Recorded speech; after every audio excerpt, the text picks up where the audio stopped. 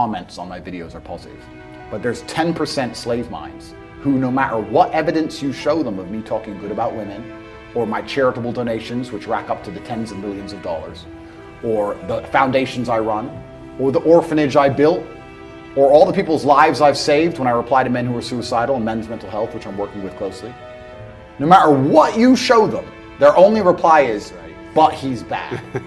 So in the movie The Matrix, your body heat is being salvaged, and to keep your mind occupied, you're living inside of a false reality, computer generated. The reason I think we live in a matrix now is because I think the same thing is happening. Perhaps it's not our body heat, perhaps it's our work, our ideas, but they're being salvaged, and the reality they've given us to occupy our brains is false. We don't live in a real world.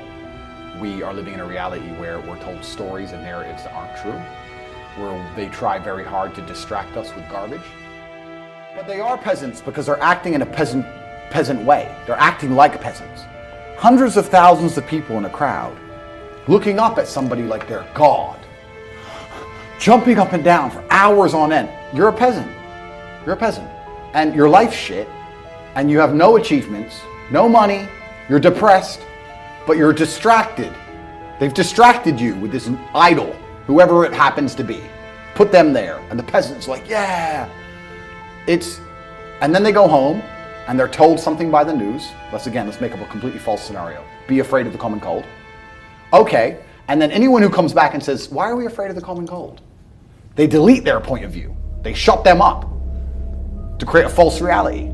So people are living a life where they're working a job, they're being enslaved by the machines for their tasks, but their mind is distracted by garbage and only fed a fake story, and they're living inside of a computer-generated simulation.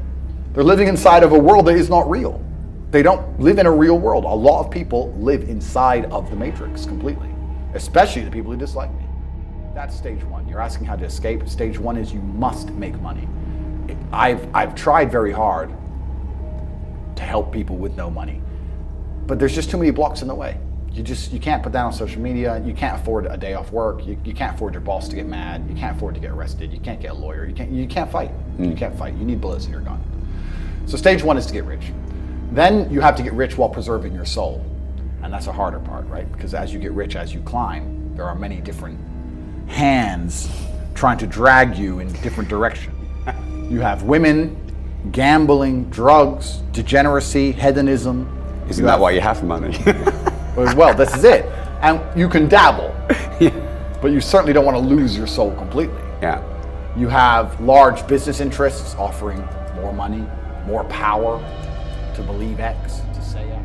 So then you have to keep your moral fiber and stay principled, which is another battle. But if you manage to make money and stay true to your own moral fibers and principles and stay perspicacious, word of the day, keep paying attention to the world and actually keep your eyes open and look around, then you'll naturally escape the matrix. It's natural for the human mind, it's natural human evolution for us to spiritually escape the enslavement. Because the enslavement is from man, but our enlightenment is from God. It is natural for us, if you get rich enough to say no to ideas that you understand are innately wrong, if you get rich enough to have a different opinion, if you pay a lot of attention and you resist all of the temptations of the devil, the only possible end state is to escape the matrix. It's an easy trajectory. Most people fall off because they're too broke to think. You're too poor to have an opinion, so you're too poor to think. The rest fall off because they get a little bit rich and they get snapped up. But anybody who doesn't fall for those two traps ends up where I am. And there are a lot of us.